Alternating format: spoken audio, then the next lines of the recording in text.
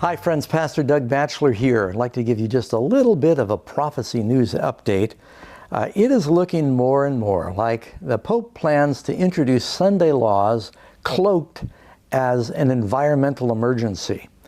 And we've seen this. It first came out with his encyclical that he wrote in 2015 called Laudato Si, where it was talking about the necessity to rescue the environment. And in that, he makes several references to the Sabbath. Matter of fact, I'll quote from that right now. And the encyclical is like 40,000 words, and it's itemized in paragraphs.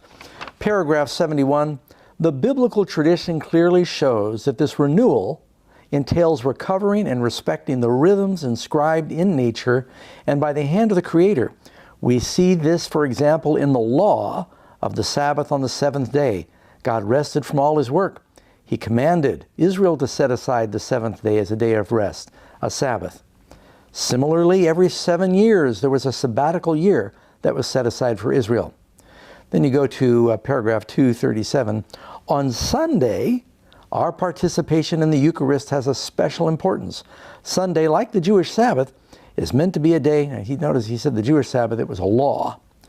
Sunday, like the Jewish Sabbath, is meant to be a day which heals our relationships with God, with ourselves, with others, and note this, with the world. So he's saying it's Sunday that will heal our relationships with the world. It's the environment. Sunday is the day of the resurrection, the first day of the new creation, whose first fruits are the Lord's risen humanity, the pledge of the final transfiguration of all created reality. It also proclaims man's eternal rest in God. The law, there's that word again. In fact, the word law appears about 20 times in this section of the letter. It proclaims man's eternal rest in God. The law of weekly rest forbade work on the seventh day. And of course, they say, well, Sunday is every seventh day. Even now we are journeying towards the Sabbath of eternity, the New Jerusalem, towards our common home in heaven. Jesus said, I make all things new. And that's paragraph 243 in his encyclical Laudato Si. And you go to paragraph 211. Yet this education, now the reason I mention that is because the Pope, he said back, about a year ago, that he was calling the world leaders to the Vatican for a special compact on education of the world. And that was postponed and rescheduled for October. I think it's the 11th through the 17th because of the pandemic. But as far as I know, that is still on. And whether they do some of it by Zoom conferencing or people are going to come in person still remains to be seen.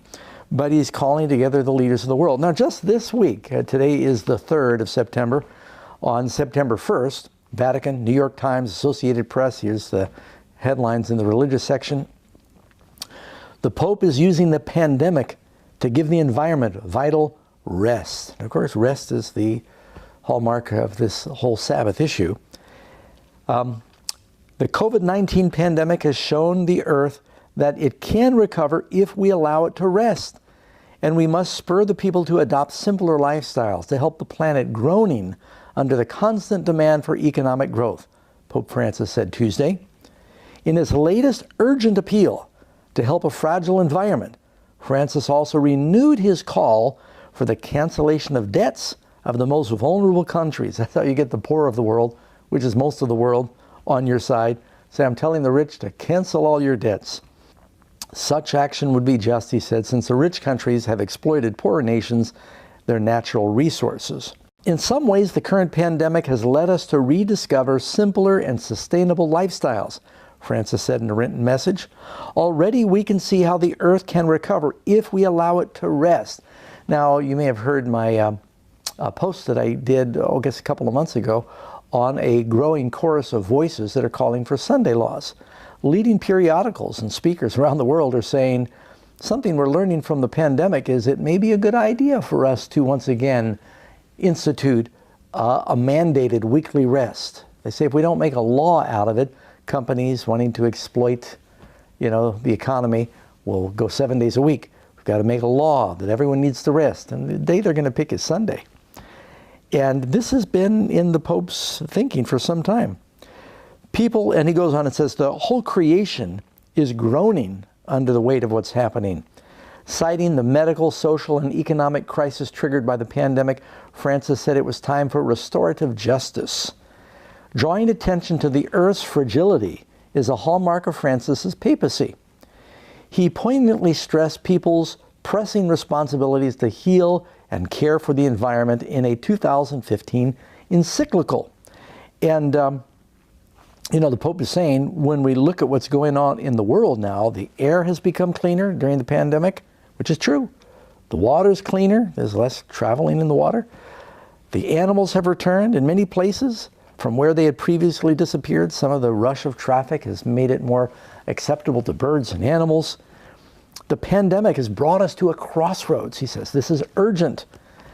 And I just think he's paving the way for something that may be introduced in his talk in March.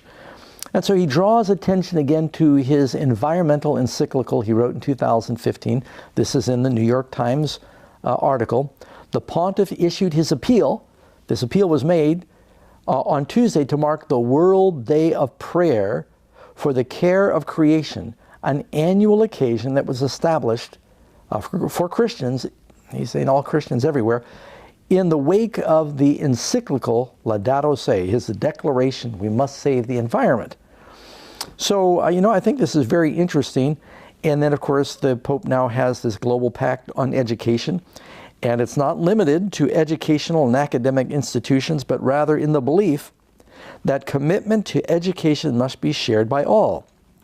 It involves representatives of religions, international bodies, and the various humanitarian institutions of the academic, economic, political, and cultural world.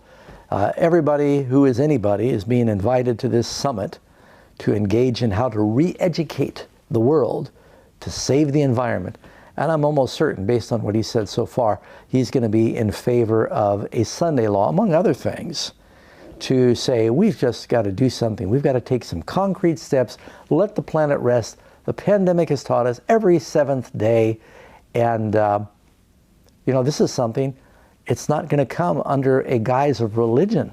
It doesn't matter if you're a Buddhist, a Hindu, if you're a Taoist or a Christian or Muslim.